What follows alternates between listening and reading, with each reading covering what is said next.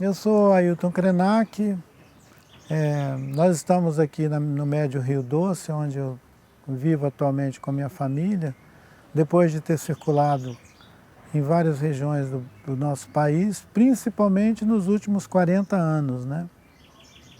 E eu acho que a minha trajetória ao longo desses quase 40 anos foi um contínuo disso que nós estamos fazendo aqui agora. Buscar um lugar para os povos indígenas na sociedade brasileira, que é muito desigual e tem se revelado também extremamente racista, preconceituosa e racista. E eu espero não agredir com a minha manifestação o protocolo dessa casa,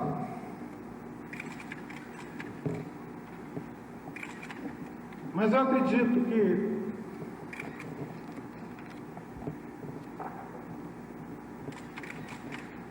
os senhores não poderão ficar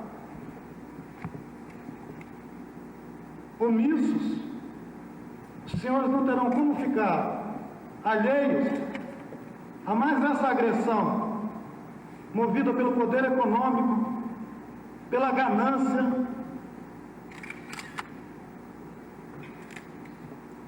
pela ignorância do que significa ser um povo indígena.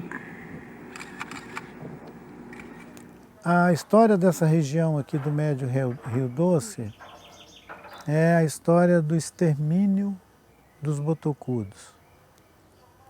Os Krenak é uma família desse povo que era chamado de botocudos, aqui no Médio Rio Doce.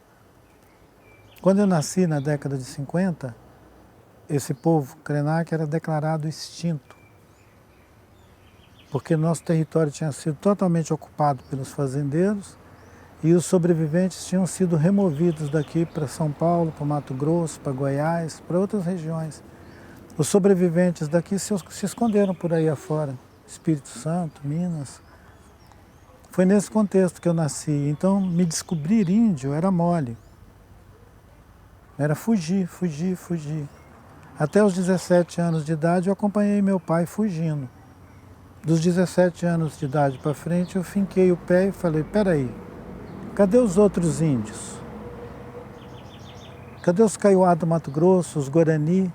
E aí tinha uma liderança histórica do movimento indígena que se chama Marçal de Souza, Tupãí, no Mato Grosso do Sul. Ele foi assassinado no quintal da casa dele, no terreiro da aldeia dele, por pistoleiros que estavam começando esse ciclo que deu no agronegócio agora, isso há 40 anos atrás, em 79. E aquela violência toda se espalhando pelo país, com os índios sendo assassinados, eu me perguntei por que a gente não se organizava para isso e comecei, junto com outros caras da minha geração, a observar o que o Mário Juruna estava fazendo. O Mário Juruna saiu candidato a deputado pelo Rio de Janeiro, lá com Brizola. Um ou outro índio começou a levantar a cabeça, que era uma raridade, não tinha personalidades indígenas falando nada. Tinha a pastoral indigenista, né, da Igreja Católica, que naquele tempo era muito importante, muito ativa. E a gente se referia ao trabalho de sindicato de trabalhadores, movimento movimento rural, os trabalhadores rurais, que ainda nem tinham o MST. O MST surgiu na década de 80, final da década de 70, 80. E foi nesse caldo de cultura que eu destaquei uma militância pelos direitos indígenas, que foi cada vez mais me envolvendo com a agenda de território, cultura, educação, saúde, tudo, a vida indígena. E a gente começou a luta contra a ditadura e eu acho que a gente teve um auge dessa luta que foi a redemocratização das relações, pelo menos formal, da vida brasileira com a Constituinte de 88. onde eu participei também, representando o movimento indígena em 88, 87. Mas a atividade de mobilização a gente começou em 84, 85. É quando nasce a União das Nações Indígenas, uma organização tipicamente indígena. Não é sindicato, não é pastoral, é um conselhão de líderes indígenas discutindo seus problemas sem nenhuma institucionalidade e descobrindo uns aos outros. Na verdade, eu acho que nós nos descobrimos todos ao mesmo tempo. O Eduardo Viveiros de Castro, num prefácio de um livro meu, publicado pela editora Azog, chamado Encontros, ele fez um prefácio onde ele diz que a minha geração descobriu que podia reivindicar um lugar dentro da vida brasileira, como indígenas, não integrados ao pacote civilizatório, mas reivindicando identidade. Eu acho que ele acertou, foi isso que a nossa geração começou e que eu acho que foi se expandindo. Olha, como a estatística depende de um reconhecimento pelo Estado, apesar de ter autodeclaração, um coletivo que tem memória de si, ele pode se autodeclarar, dizer nós estamos aqui, somos o povo tal, e não ter o reconhecimento do Estado, então ele não vai constar na lista. Mas a lista diz que tem 206 etnias, povos, dentro da política pública do Estado brasileiro, reconhecido pela FUNAI e tudo, e que pode existir entre 20 e 30 constelação de gente vivendo dentro da floresta, que são os povos que vivem em situação de isolamento. Eles voluntariamente querem ficar isolados. E foi uma luta muito grande que nós fizemos na década de 90, final de 80, 90, que a Aliança dos Povos da Floresta encabeçou essa luta, para dizer que nós não queríamos que o Estado brasileiro fizesse o contato com comunidades indígenas que estivessem vivendo em autonomia dentro da floresta, que não era para levar a FUNAI lá. Porque os irmãos Vilas Boas, aquelas campanhas de sertanistas, era caçando índio dentro da floresta para domesticar, né? A gente falou, não tem que domesticar, não tem que ir lá encher o saco deles. Tem que respeitar o território deles. Tem que demarcar esse território e deixar eles vivos lá dentro. O dia que eles quiserem sair e trocar coisas aqui com o mundo de fora, se acontecer algum dia, eles vão fazer isso por eles mesmos. Não tem que entrar um cara lá, um herói do sertão, desbravando, agarrando eles pelo pescoço e trazendo para a civilização. Isso é uma violência colonial. Imagina, você está com sua família lá dentro da floresta, seu avô, seu pai, todo mundo nasceu e viveu lá, você está lá. Aí abaixa um helicóptero e desce 30 caras de lá te fotografando, te filmando, te botando coleirinha, te aplicando uma vacina e te dizendo que agora você é brasileiro. Você quer isso? Tá bom?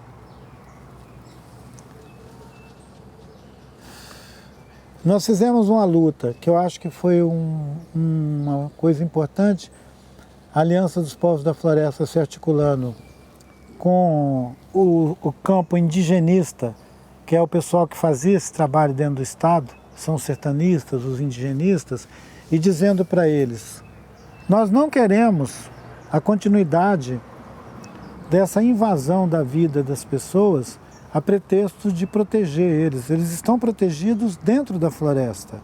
A floresta é a maior proteção que eles têm. Se você tirar a floresta, aí você ferra eles. Deixa os caras dentro da floresta. Aí nós fizemos uma campanha dentro do Brasil e fora do Brasil para mudar essa orientação interna do governo brasileiro de fazer a expedição que os sertanistas faziam, que são as frentes de atração. É o aparato que o Estado usava, frentes de atração, para ir contatar o povo que estava dentro da floresta. Desde quando o Mendes Sá e os bandeirantes saíam de São Paulo para caçar índio, eles tinham esse papo de frente de atração e contato. A gente interrompeu isso na década de 90.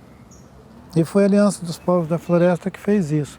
Se ela tivesse feito só isso, não tivesse feito mais nada para mim, eu acho que tinha valido a pena. Tinha honrado a memória do Chico Mendes, que nasceu na floresta, era branco, mas pensava igual índio. Porque ele era um seringueiro. E os seringueiros foram convertidos pela floresta. Eles foram levados para dentro da floresta para colonizar a floresta e a floresta amansou eles. Eles aprenderam a nascer e viver dentro da floresta. Andando dentro da floresta, cortando seringa, caçando, fazendo roça, criando uma cultura própria. Os seringueiros instituíram uma cultura própria. Eles são a base da florestania, a base social da florestania, porque vivem dentro da floresta igual o povo indígena. E reivindicavam como povo indígena um território. O INCRA queria dar lote para eles. E o Chico dizia, não, nós não queremos lote, nós queremos um território onde de geração em geração a gente possa continuar mantendo um sistema de vida dentro da floresta e preservando a floresta. É uma ideia muito generosa. É viver no interesse comum, porque proteger a floresta é proteger o interesse também dos outros que estão fora da floresta.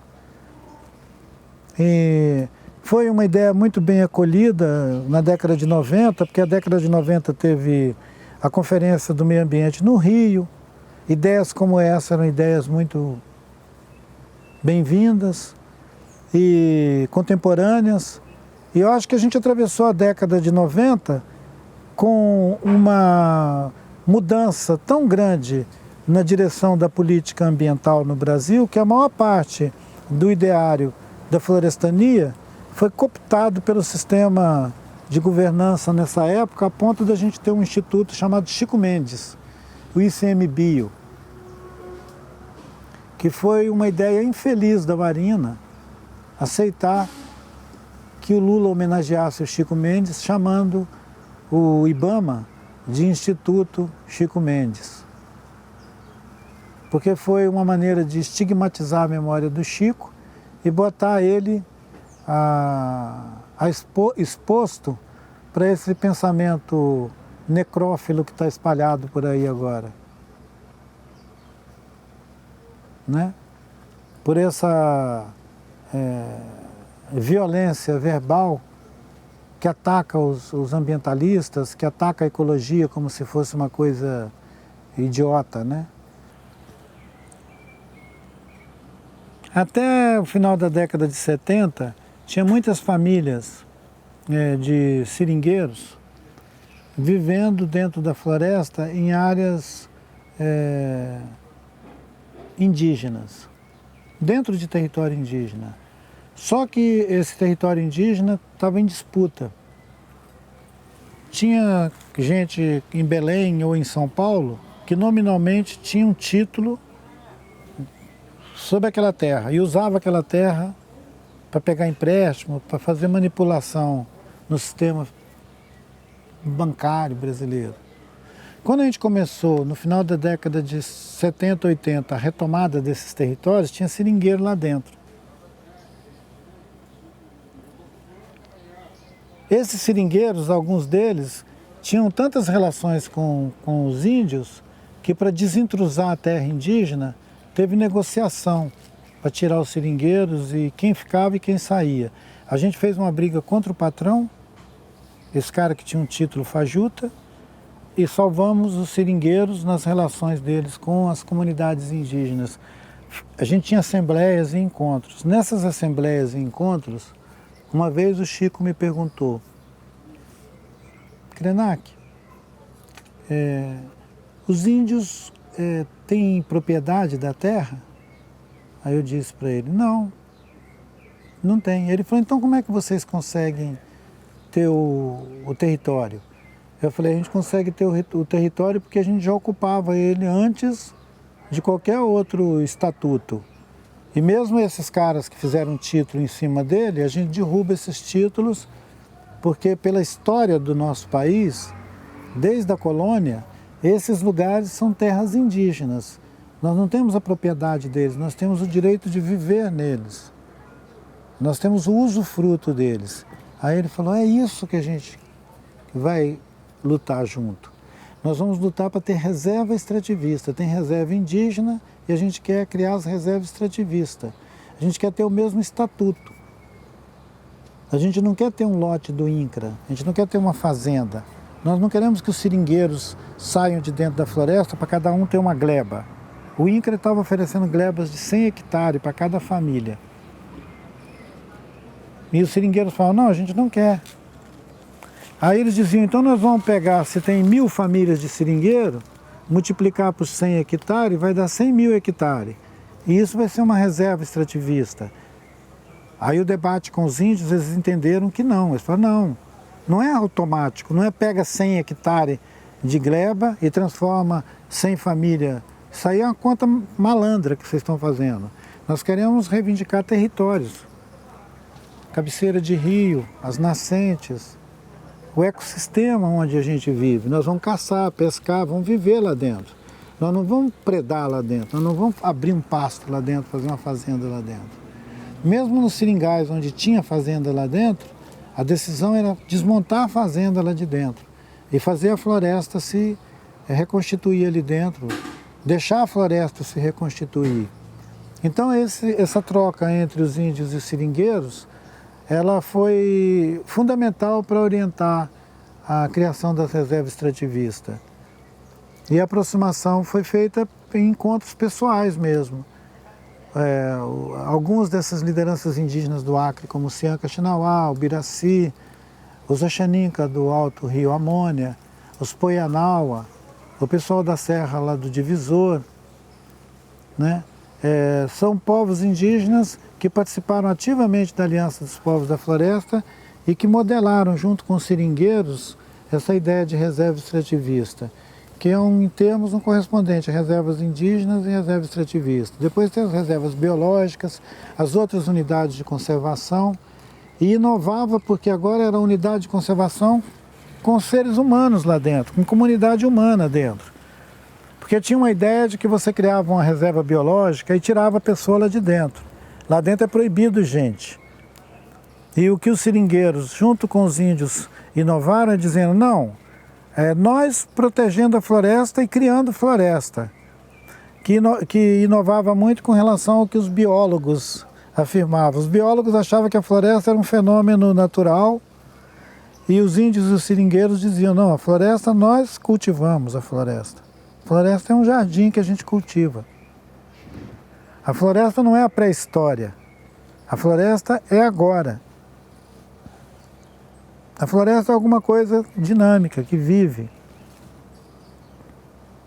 Diferente daquela ideia do século XIX, do Darwin e de todos os outros naturalistas, de que a floresta era uma espécie assim de jardim do Éden que Deus esqueceu aqui na Terra, no último assalto.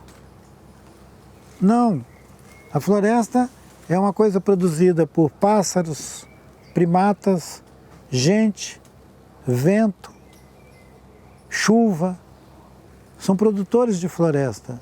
A floresta foi feita assim, gente.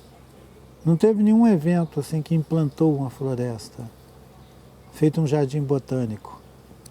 Os naturalistas, os alunos do Darwin, eles achavam que a floresta era uma coisa assim.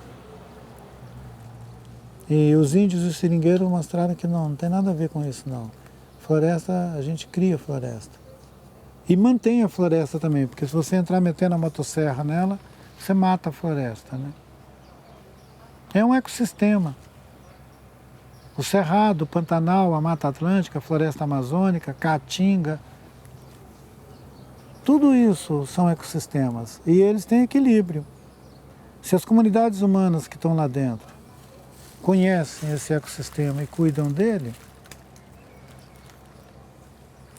ele vai viver, vai se reproduzir. Se você predar ele, ele vai mudar, até uma hora que ele vai chegar e vai ficar inviável, né?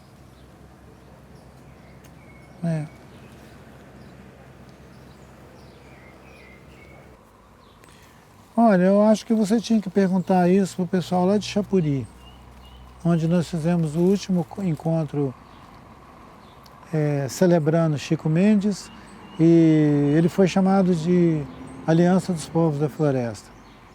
Tem muitas reservas extrativistas que nasceram dessa luta, tem muitas lideranças que estão dentro da floresta que viveram essa experiência, e se o movimento indígena puxou a aliança na década de 90, eu acho que está na hora agora dos seringueiros e de comunidades ribeirinhas que estão dentro de Mamirauá, que estão dentro das reservas extrativistas, se pronunciem também, que eles também têm que dizer onde é que essa aliança pode se expandir, entendeu? Como que ela pode responder ao momento político que a gente está vivendo no país, né? Então, assim, a Aliança dos Povos da Floresta, eu acho que ela teve uma potência e uma capacidade de mobilização grande na final da década de 80, 90, e teve uma difusão para além das fronteiras da floresta e uma apropriação urbana da ideia da Aliança dos Povos da Floresta.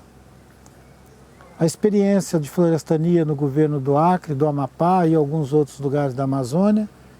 E eu acho que ela tem que ser percebida como um fenômeno temporal. Naquele tempo, vamos ver como que a gente vai seguir daqui para frente com o ataque que está tendo contra a floresta e contra o povo da floresta, contra a própria ideia da florestania, né? Se o legado da Aliança dos Povos da Floresta ainda é capaz de criar alguma potência, né, transformadora. Esse é o nosso lugar para viver, são os territórios indígenas. É por isso que a gente fica de pé e luta por eles, entendeu? É difícil para alguém que nasceu fora de um sistema de indigenato entender isso. Porque aí já entrou a ideia da propriedade, a ideia da herança, da transmissão de bens, entendeu? Que é a base do capitalismo, que é a mentalidade capitalista. Tudo é mercadoria, até a vida. E uma boa parte da violência que incide sobre o povo indígena é por causa do modo de estar na terra que os índios representam. Se você olhar bem, além dos quilombolas e algumas outras comunidades tradicionais, ninguém mais vive o uso coletivo de território nenhum. É tudo privado. Se as terras indígenas entrar no sistema privado de terra, acaba a guerra contra os índios. É porque os índios se renderam. Enquanto o povo indígena quiser manter um modo de vida próprio, ele vai ser hostilizado, vai ser sabotado. O próprio Estado brasileiro vai viver essa espécie de balança. Uma hora o Estado protege, outra hora o Estado depreda, uma hora o Estado protege. Se você olhar a história do Brasil nos últimos... História da República, né? 100 anos por aí afora, você vai ver que o Estado, lá no começo, depois do Estado Novo, Getúlio, depois da Constituinte de 46, depois da ditadura, entendeu? Aí vai assim, ó, alternando, morde e assopra, morde e assopra. Toma a terra dos índios, mata os índios, fola os índios, sobrevivente reivindica, aí volta, pega um pedaço. É desse jeito a história. Não é agora. Foi sempre assim. Eu estava em Portugal ano passado e me perguntaram, Krenak, se esse novo governo conseguir se eleger, ele está dizendo que vai acabar com as terras indígenas. E é uma ameaça contra o povo indígena. O que você acha disso? Eu falei, olha, eu estou muito preocupado, há 500 anos a gente passa por isso, eu estou muito preocupada como os brancos vão resistir, ou se eles vão ser capazes de resistir a isso. porque eu estava me lembrando que não é agora, sempre foi. Agora tá pior, digamos assim. Agora está verbalizado que é para acabar com a gente, né? Tem um anúncio público. Mas antes o Estado também fez isso.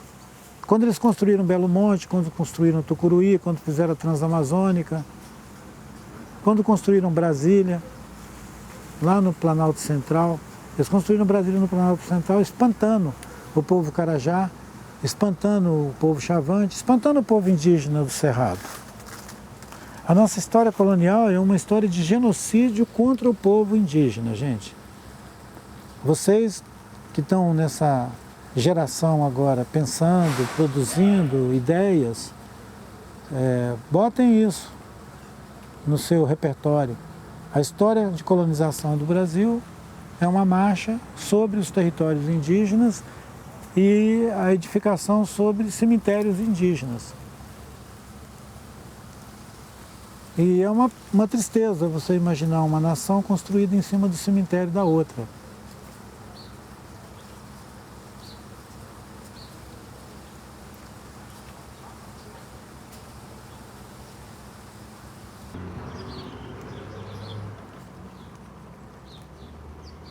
O modo de acessar o território coletivo, a governança desse território compartilhada, a corresponsabilidade acerca de todos os eventos que acontecem dentro desse território é uma marca do modo de gestão territorial indígena. O sistema de decisão.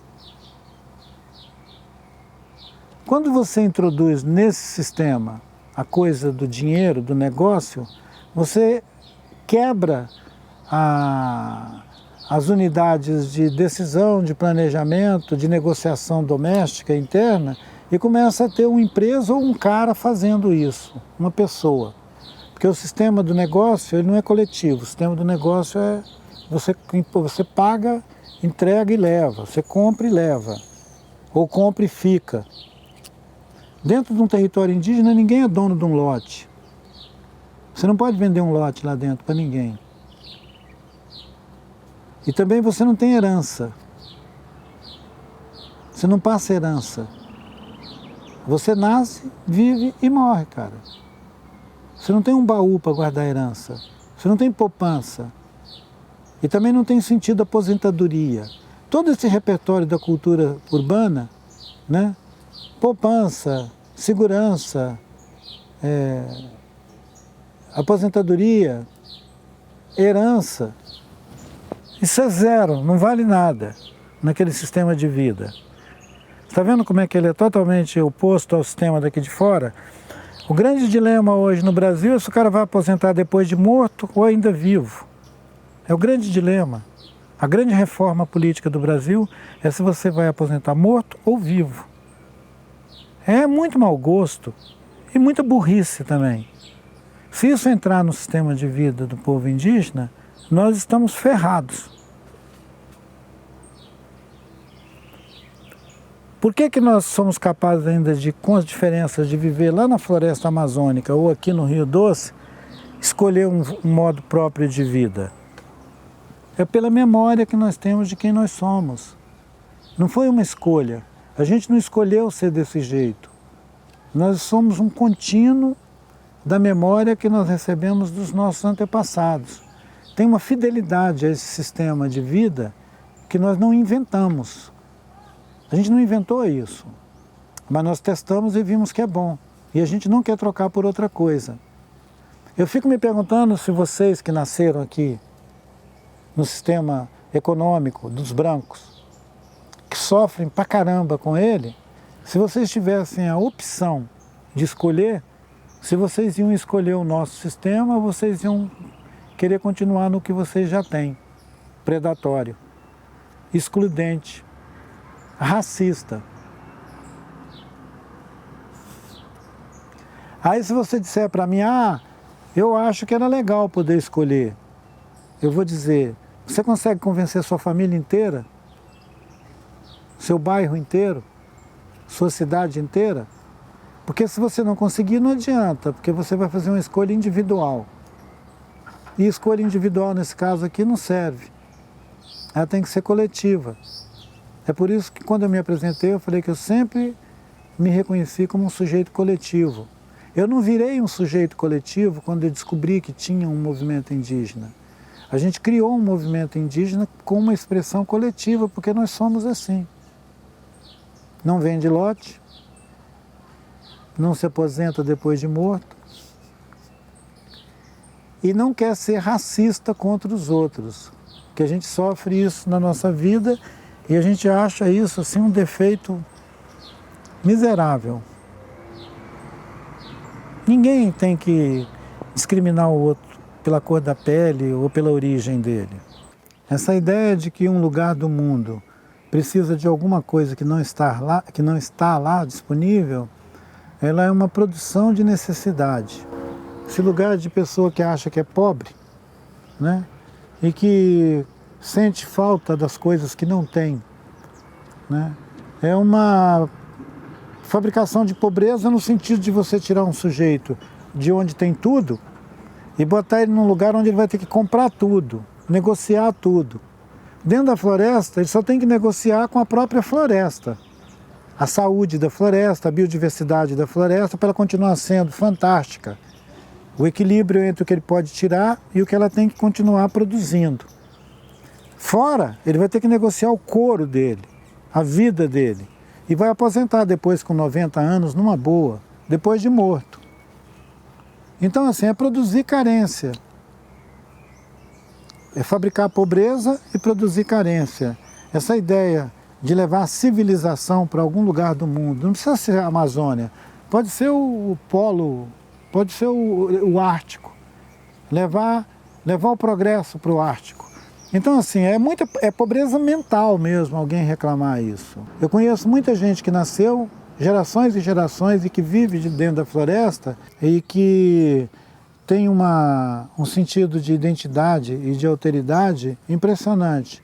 São pessoas que têm cultura, que têm memória, que têm orgulho de viver dentro da floresta e acham que a floresta tem tudo, que a floresta é uma floresta de joias. Tem uma canção do Milton Nascimento que chama Chai.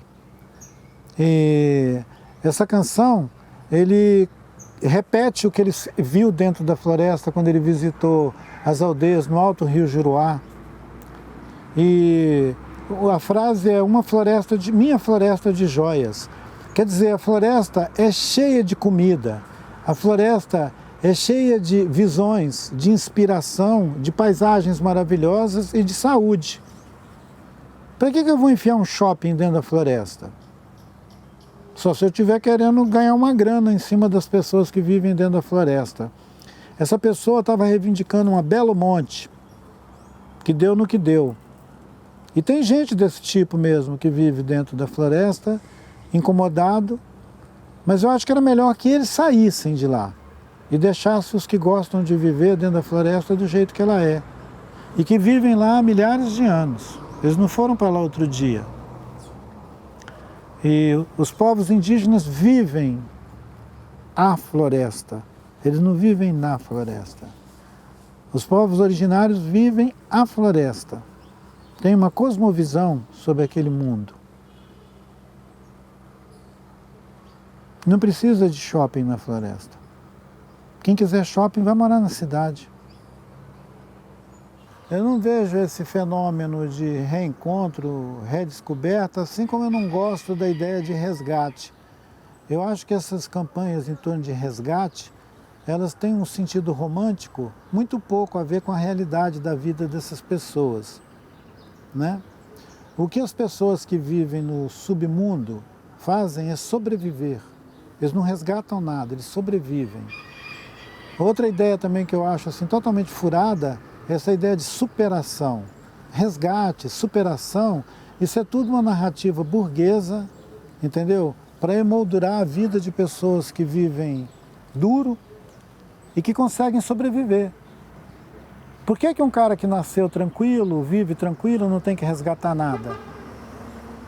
Por que um cara que nasceu na classe média não precisa resgatar nada? É porque está suposto que ele já tem tudo, né?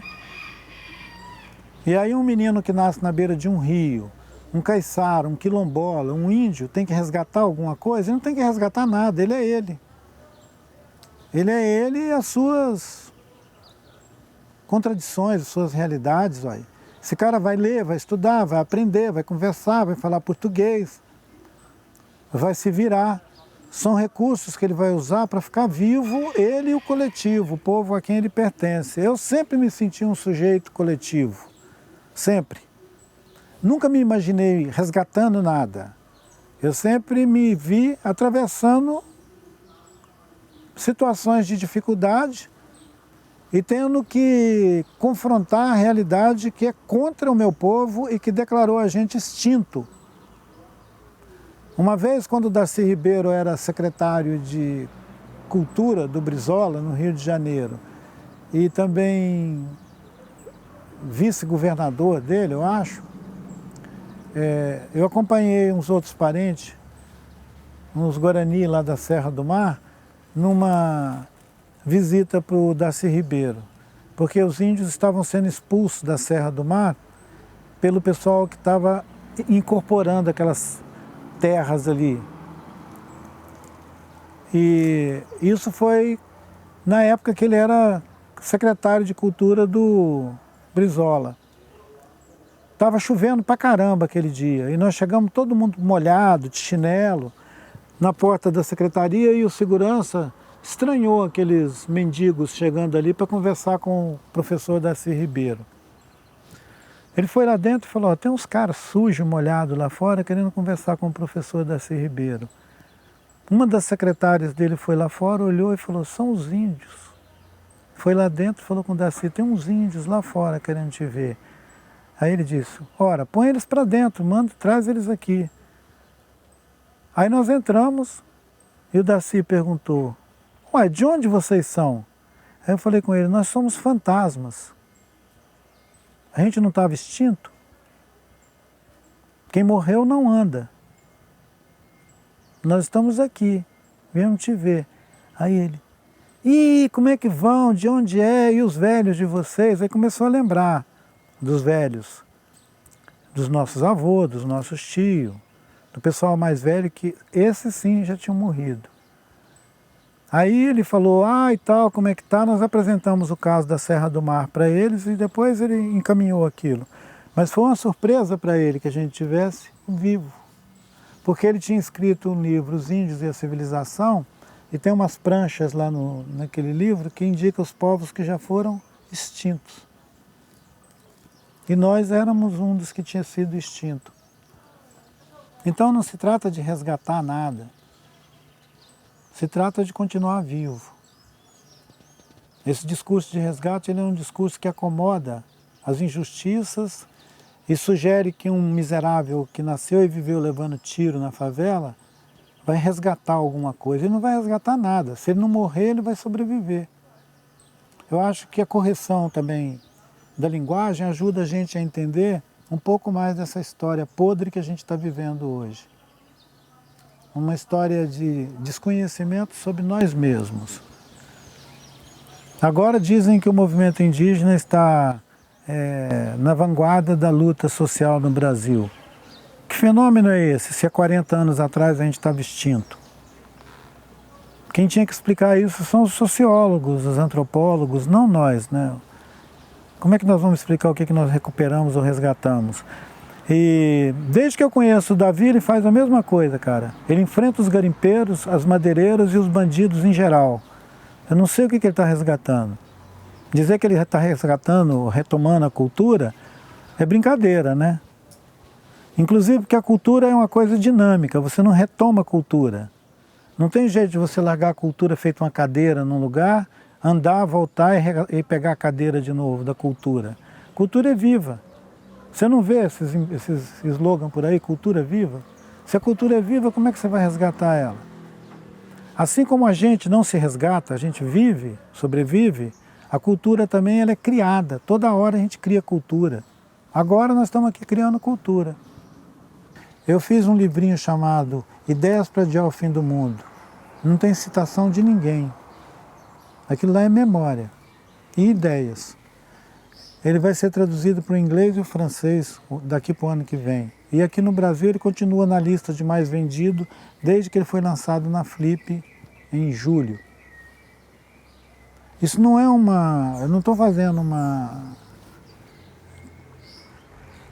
declaração assim... como é que chama? Uma arrogância. Não é uma arrogância. É só para mostrar a distinção entre um cara que quer ficar citando bibliografia e alguém que toma a decisão de observar o mundo e a história de maneira crítica, que tem a ver com aquilo que a gente falou de memória. A memória é isso, a memória te autoriza, entendeu? A narrar uma história sobre o mundo que você vive. A memória te autoriza a criar uma narrativa sobre o mundo. Se você não tem memória, você vai ficar citando bibliografia. Antes de ganhar um Alzheimer. Eu sinto que nesse sentido vale a pena pensar em produção. É uma produção de memória, né? Porque se você vê um povo que foi totalmente segregado, que foi humilhado, como os negros, por exemplo, na escravidão, ou como uma grande parte do povo brasileiro que vive na pobreza mais predatória e que perdem a memória de si, de quem são, né? Produzir memória sobre si como coletivo, como ser social, ela é um fenômeno maravilhoso e eu acho que ela é uma ação política ativa. Que é quando você escolhe se você vai ser um crente de uma sinagoga evangélica dando dinheiro para os pastores, ou se você vai ser um cidadão crítico, querendo construir uma realidade para o seu povo, para o seu país, onde você vive. Sem se render a toda essa pregação ideológica e teológica que rola por aí, né? Porque a memória, ela tem a capacidade de te pôr de pé diante das afrontas de uma maneira crítica. A memória é a consciência crítica. A renúncia a essa consciência crítica é você ficar num lugar assim, tipo, patrimônio cultural. Você vira patrimônio cultural. A diferença entre memória crítica e alienação é essa produção de patrimônio cultural. Está cheio de programa aí voltado para o patrimônio cultural. Na verdade, eles estão pensando em mercadoria, em produtos, em materialidade. E não estão pensando em memória. Porque a memória, você não consegue capturar a memória, botar ela num arquivo, botar ela num museu. O patrimônio cultural você põe em museu. A memória, não. A memória, eu acho que ela escapa, inclusive, a nossa própria observação. Nós nos surpreendemos quando a gente consegue alcançar um sentido de memória ativa, crítica, nós nos surpreendemos com a nossa capacidade de ação, de reação. E a ausência dessa memória, ela deixa a gente refém de qualquer discurso manipulador. Ao invés de você ouvir uma mensagem e analisar ela criticamente, você adere à mensagem automaticamente, com sentido afetivo, emocional e tal. Você põe uma música de fundo bem boba e umas imagens bem assim, carente, e aí você já leva uma enxurrada de otário atrás. É assim que fazem manipulação de memória também, né?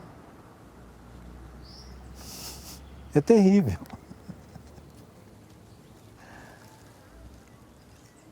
Enxergar isso dói. Te faz ficar muito crítico e encurta muito a paciência.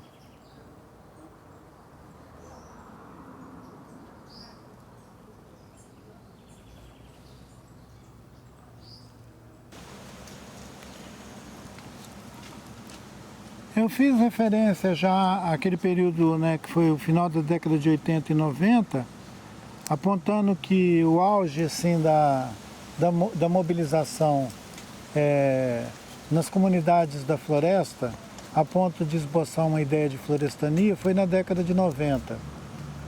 E do final da década de 90 para o século 21, agora a primeira década, o que a gente teve foram períodos de governo que entenderam que a gente estava avançando na experiência social a ponto de convocar para cargos públicos a maioria das lideranças dos povos da floresta, seringueiros e índios, para ocupar o serviço, as políticas públicas, digamos assim. Desde o Ministério da Cultura até o Ministério da Saúde e da Educação, criou muito edital e muito programa voltado a apoiar iniciativas próprias dessas comunidades. E muitas lideranças viraram administradores de política pública, viraram gestores de política pública. Era uma ideia ingênua de que a gente estava numa democracia tão plena que não precisava mais de movimento social, que o movimento social podia vir todo para dentro do governo. E isso criou uma situação insustentável em que você estava com todo mundo ocupado fazendo política pública e do outro lado nós tínhamos os nossos adversários políticos detonando a gente, sabotando, perseguindo e produzindo esse quadro que a gente tem hoje de cisão entre a ideia de promoção de políticas públicas e cooptação do movimento social.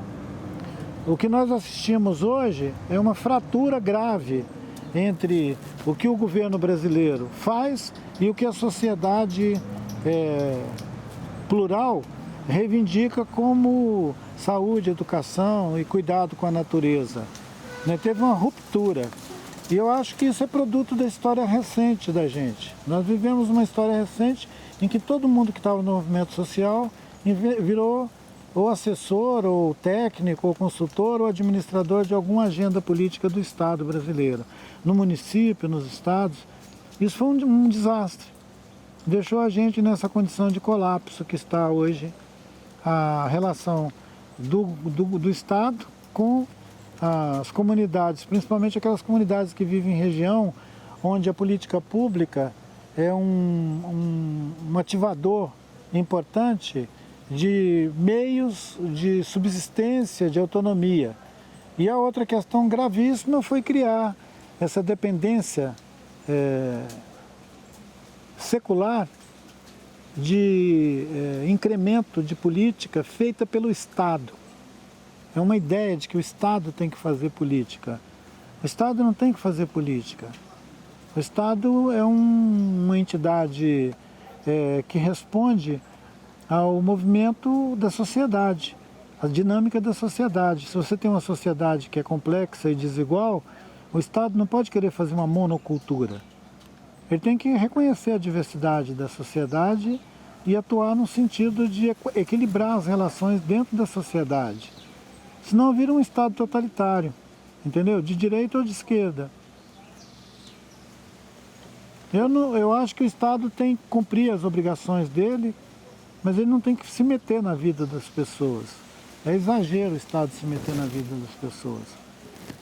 E foi um erro também o movimento social ir todo para dentro do Estado achando que estava governando o Brasil. Né? É um erro histórico. Tomara que a gente não volte a fazer uma cagada dessa. Parece que isso é uma tendência. Porque lá na Bolívia também, né? O primeiro mandato do Evo foi um entusiasmo enorme. Aí todas as correntes dos movimentos sociais, movimento indígena e tudo, todo mundo que lutava contra as ditaduras passadas, afluíram para dentro do governo dele. Aí chegou uma hora que você tinha... Todo mundo que estava mobilizado estava dentro do governo. Aí quem tomou conta do espaço público? A oposição. E quem era essa oposição? Fascista, de direita. Aí quando eles conseguiram encurralar o Evo, eles encurralaram o movimento social dentro do governo e começou a matar as pessoas. Vocês viram o que está acontecendo na Bolívia? Os ministros, os caras que eram colaboradores diretos do Evo sendo espancado, caçado, porque aí vira uma guerra civil.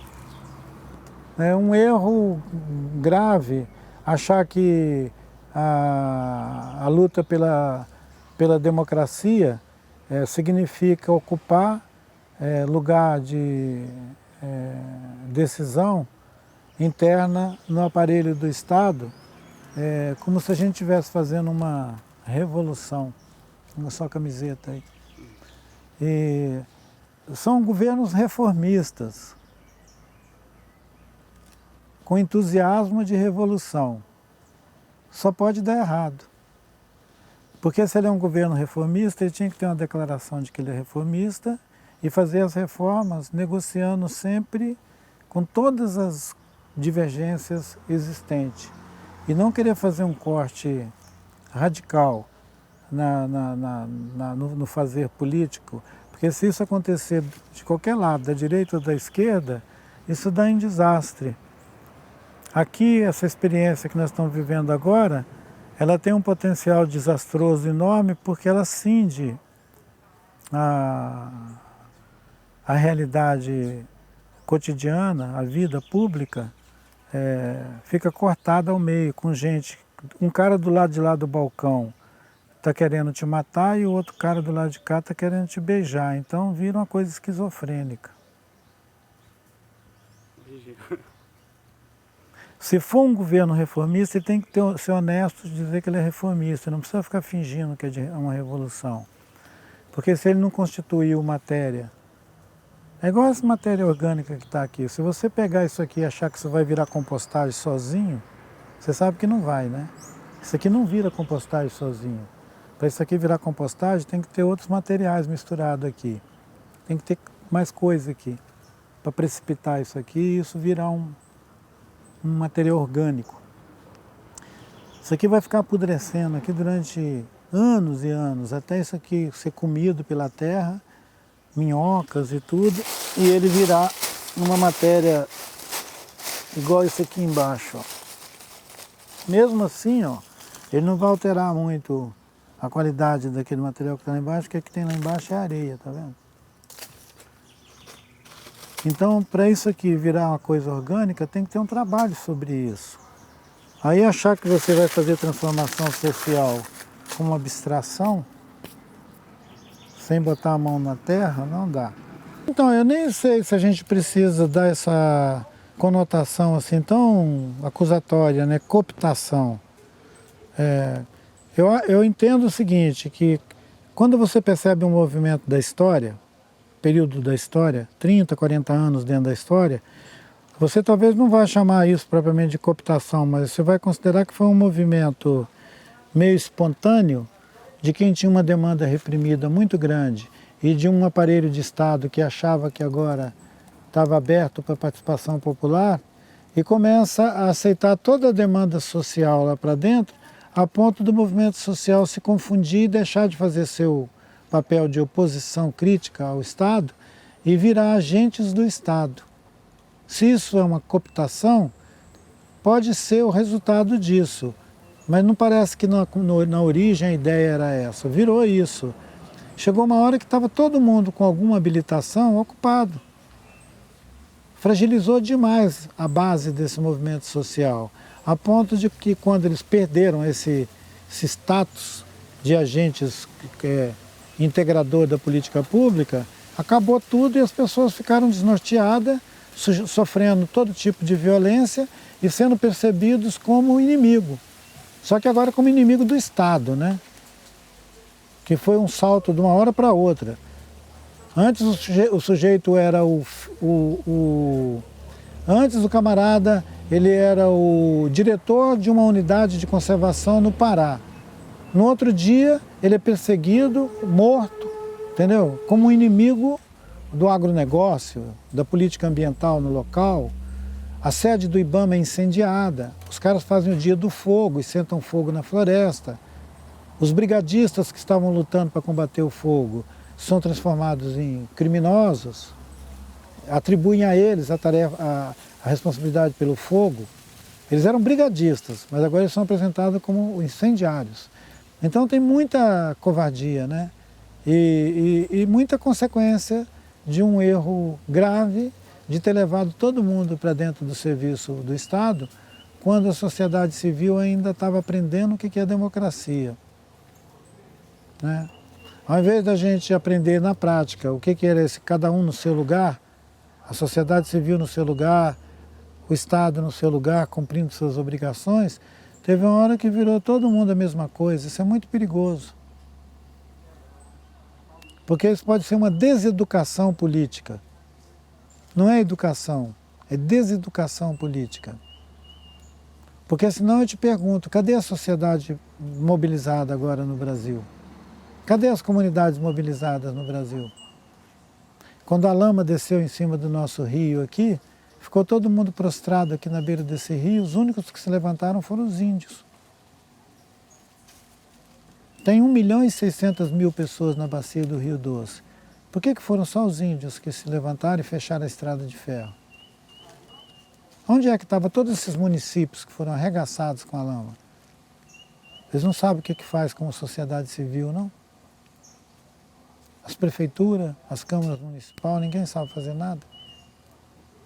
Então é grave, né, gente? Desmobilizar mesmo, entendeu? É como se você estivesse esgotando a capacidade crítica da sociedade e deixando as pessoas, todo mundo assim meio bobo, esperando um comando de algum lugar público. É uma pena que a gente tenha chegado a essa desmobilização em que o povo indígena tenha que assumir a frente das lutas na floresta, na cidade, em qualquer lugar. Eu não acho nada interessante isso. Considerando o número de pessoas que a gente tenha que assumir a frente dessa resistência, é um absurdo. Cadê o resto dos brasileiros todos? Estão fazendo o quê? Estão assistindo os índios enfrentar os garimpeiros, as madeireiras, a bandidagem na floresta? O povo indígena tem um jeito de pensar, tem um jeito de viver,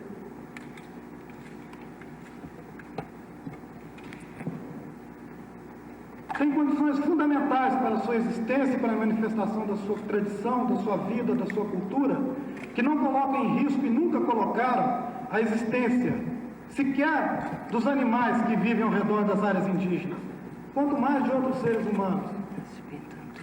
Eu creio que nenhum dos senhores poderia nunca apontar atos, atitude da gente indígena do Brasil que colocou em risco, seja a vida, seja o patrimônio de qualquer pessoa, de qualquer grupo humano nesse país. E hoje nós somos o alvo de uma agressão que pretende atingir, na essência, a nossa fé, a nossa confiança de que ainda existe dignidade, de que ainda é possível construir uma sociedade que sabe respeitar os mais fracos, que sabe respeitar aqueles que não têm o dinheiro para manter uma campanha incessante de difamação, que saiba respeitar um povo que sempre viveu a revelia de todas as riquezas, um povo que habita casas cobertas de palha, que dorme em esteiras no chão, não deve ser identificado de jeito nenhum como um povo que é o inimigo dos interesses do Brasil, inimigo como os interesses da nação e que coloca em risco qualquer desenvolvimento. O povo indígena tem regado com sangue cada hectare dos 8 milhões de quilômetros quadrados do Brasil. Os senhores são testemunhas disso. Eu agradeço a presidência dessa casa, agradeço aos senhores e espero não ter agredido com as minhas palavras o sentimento dos senhores que se encontram nessa casa.